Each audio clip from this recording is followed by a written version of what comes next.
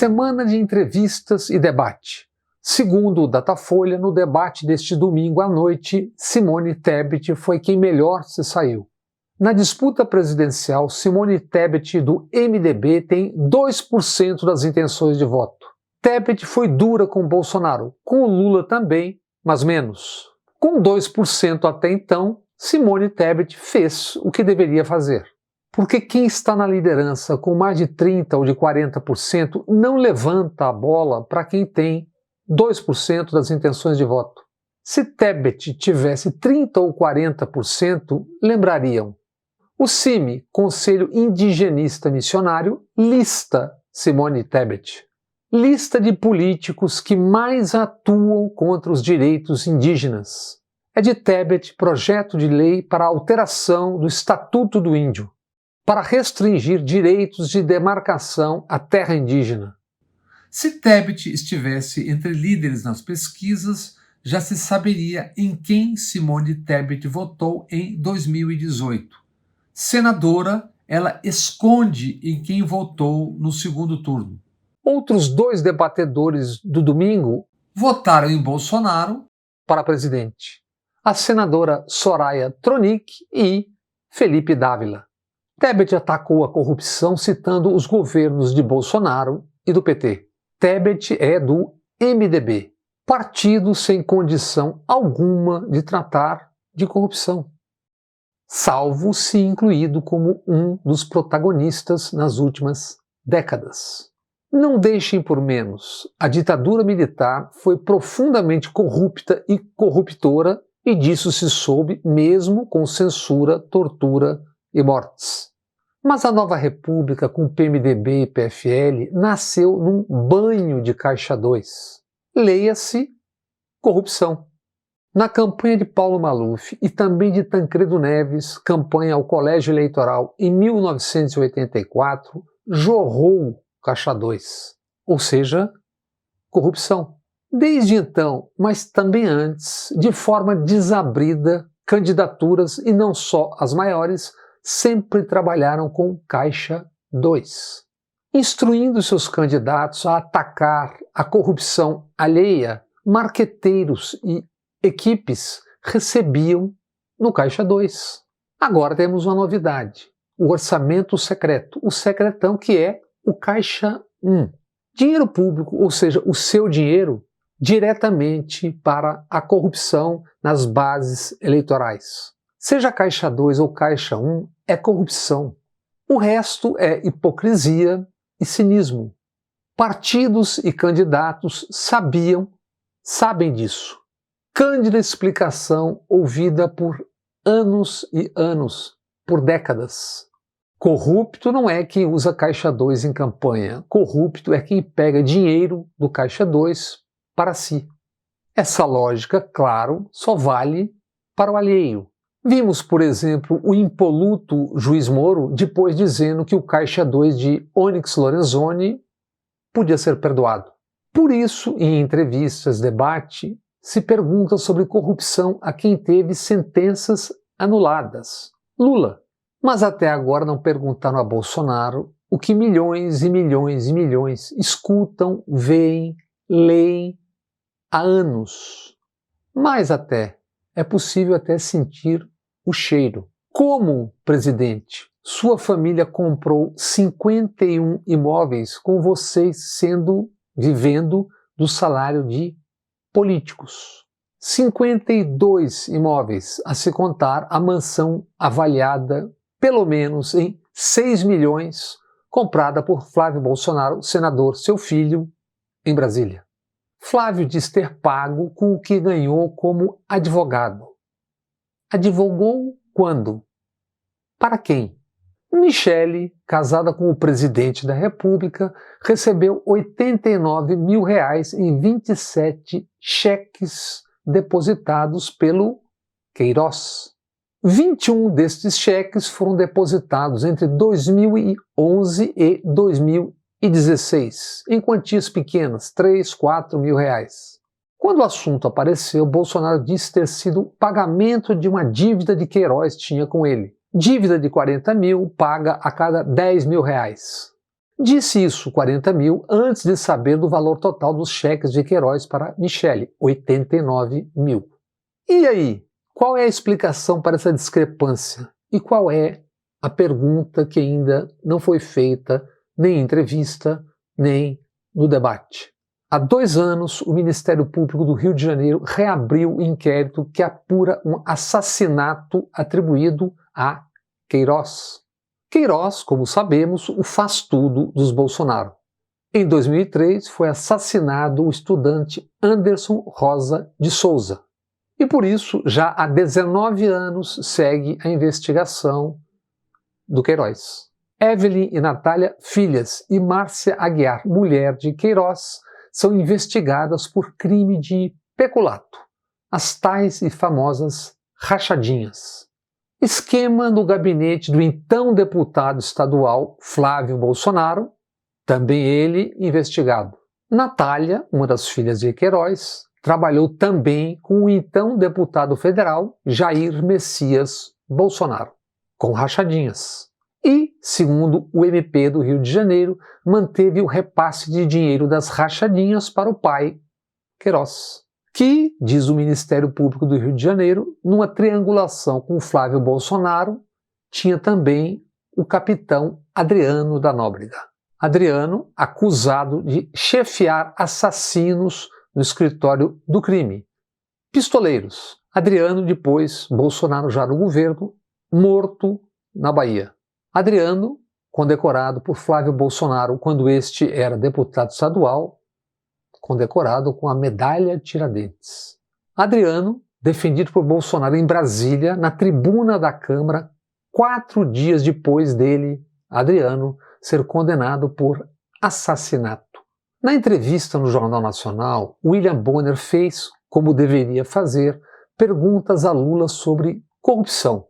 Mas perguntem-se, por que ele, Bonner ou Renata Vasconcelos não perguntaram a Bolsonaro sobre envolvimento, investigações, no mínimo citações sobre este escabroso conjunto de crimes? Como e por que isso é possível? E por que ignoram essas relações mais do que perigosas entre tantas outras? Pergunta que vale também para os candidatos que foram ao debate do domingo na Band. Por que não perguntar, por exemplo, sobre a campanha para deputado do notório Queiroz? Queiroz, candidato a deputado estadual, sorridente no santinho ao lado do também presidente e com um revelador slogan: lealdade de verdade. Totó Riina e os seus não diriam melhor. Por lá se chama omertá. Se Lula teve todas suas condenações anuladas, mas perguntas e respostas fingem isso não ter acontecido, por que não perguntar? Por que não perguntam sobre as capivaras que pairam sobre Bolsonaro, família e seu governo? O Jornal Nacional perguntou a Lula o que virá a fazer com o orçamento secreto se vier a ser eleito. Mas, incrivelmente, se esqueceu de perguntar ao presidente Bolsonaro sobre o orçamento secreto, que é do seu governo e dos seus aliados, e que ele, no debate, como sempre, tentou tirar o corpo fora, mentindo. Orçamento secreto, o secretão, encabeçado na Câmara pelo parça, o presidente Arthur Lira. E o Jornal Nacional, como os candidatos, se esqueceu de dizer com todas as letras o que é o orçamento secreto, o secretão. São 54 bilhões de reais enviados para deputados, senadores, prefeitos, cabos eleitorais, etc., sem que se saiba exatamente quem está mandando, quem está recebendo e o que se está fazendo com bilhões e bilhões no ano eleitoral. 16 bilhões e meio neste 2022, a mesma quantia no ano passado e 20 bilhões em 2020. Amigas e amigos, apenas imagine 54 bilhões voando, sem pai nem mãe, para deputados, senadores, prefeitos, cabos eleitorais, etc. Tudo secreto. Cadê os ministérios públicos? Cadê o COAF, aquele conselho que fiscaliza dinheiro voando por aí? Cadê os tribunais de conta? Cadê a Polícia Federal? Não apenas pontualmente, investigando esse que, aí sim, é o maior escândalo de corrupção coletiva na história do Brasil.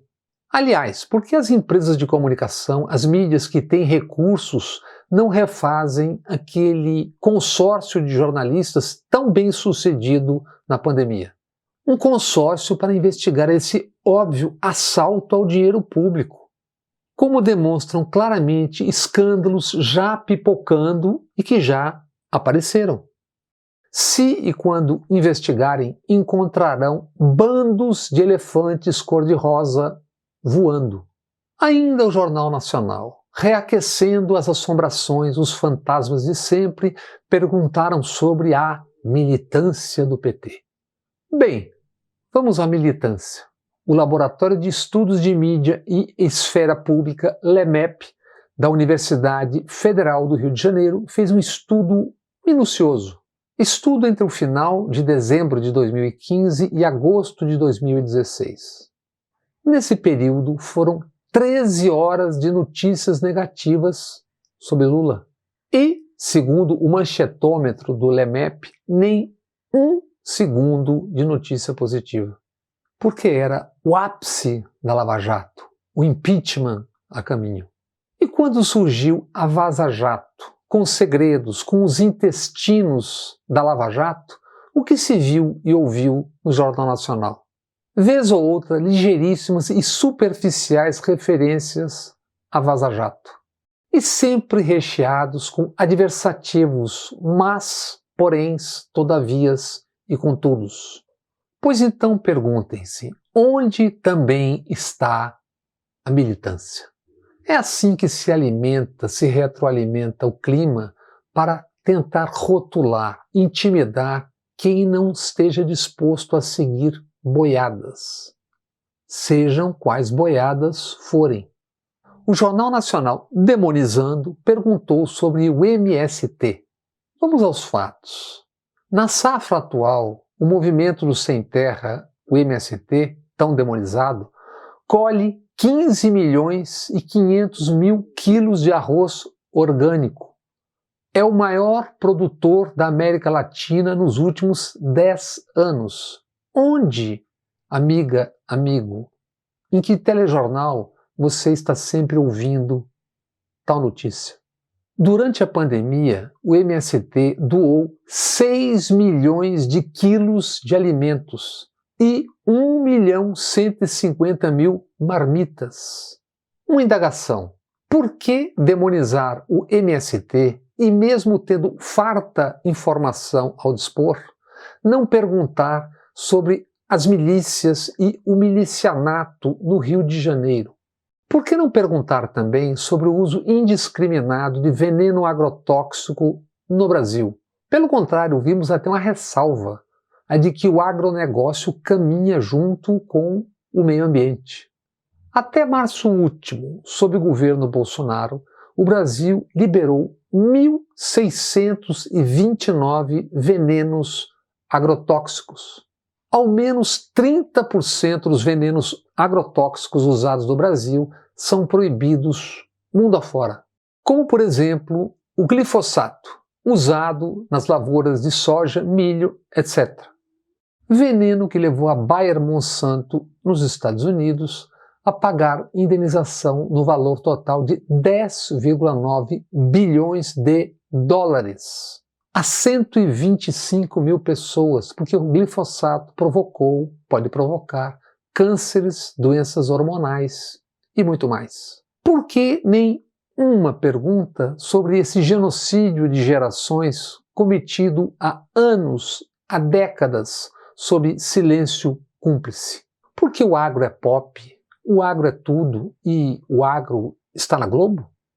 Debate do domingo. Além de Tebet, Ciro Gomes também se saiu bem. Ciro Gomes, como também no Jornal Nacional. Com um ou outro escorregão, como de resto em todo e qualquer debate. São humanos, não são máquinas. Ciro errou mesmo foi na manhã do dia seguinte, desta segunda-feira, ao tuitar sem informação objetiva insinuações sobre a saúde física e psicológica de Lula. Reconheceu o erro ao apagar o tweet. Todo e qualquer cidadão de posse dos seus direitos, é óbvio, tem direito a ser candidato ao que for, inclusive a presidente da República. Exigir que alguém não seja ou que abra mão não tem nada de democrático. O que deve decidir o destino de candidaturas, além do voto do eleitor, é a consciência de cada um, de cada uma. Mas é de dar pena do Brasil assistir Ciro e Lula, Lula e Ciro se enfrentando, quando o candidato à reeleição é um fascista como Bolsonaro. Num país cada vez mais desgovernado e com 33 milhões de pessoas passando fome. Fome que o presidente da República, Bolsonaro, grotescamente nega. E com a tão citada, tão falada corrupção ganhando um sentido inédito, indo além da corrupção com o dinheiro. Corrupção com as palavras, com os gestos, atos, corroendo tudo. Lula foi à entrevista no Jornal Nacional, ciente de que fosse como fosse, aquela seria uma noite especial. Especial para ele, especial também para a Globo, pelo histórico de enfrentamento, principalmente nos últimos 7 anos e meio. Logo no início, antes mesmo da primeira pergunta, William Bonner disse: o Supremo Tribunal Federal lhe deu razão. Considerou o então juiz Sérgio Moro parcial, anulou a condenação do caso do Triplex e anulou também outras ações por ter considerado a Vara de Curitiba incompetente. Portanto, o senhor não deve nada à justiça. Ali, Lula congelou e guardou, ao menos por hora, o passivo com a Globo. Entendeu que, ao menos naquela noite, venceria o confronto. E venceu. No debate capitaneado pela Band, Lula de início limitou-se a repetir a fórmula. Perguntado sobre corrupção por Bolsonaro, listou providências do seu período de governo e de Dilma para o combate à corrupção. Optou por, de início, não listar a capivara dos Bolsonaro, família e governo. Depois do intervalo e de ouvir seus assessores, apenas introduziu assuntos como sigilo por 100 anos e orçamento secreto. Simone Tebet e Ciro Gomes foram bem além. E em pesquisa qualitativa, o Datafolha registrou: Bolsonaro teve o pior desempenho disparado, com 51%. Lula foi o segundo pior, com 21% das citações. José Roberto de Toledo revelou no UOL: também na repercussão no WhatsApp, Bolsonaro foi o pior. Em cada 100 citações, teve 34 negativas e apenas 8 positivas. Lula teve 3 negativas para cada uma positiva. Ciro e Tebet foram bem. Cada um teve 17% de citações negativas. Bolsonaro, como habitual, além do doentio destempero com mulheres, mentiu muito, chutou muito. Entre outras, criticou Colômbia e Argentina, países que não escolheram presidentes de extrema-direita, como é o caso de Bolsonaro. E, num debate presidencial, Bolsonaro conseguiu criar um incidente diplomático ao atacar o Chile do presidente Boric, cujo governo recebeu o ataque como gravíssimo, ofensivo ao Chile e aos chilenos.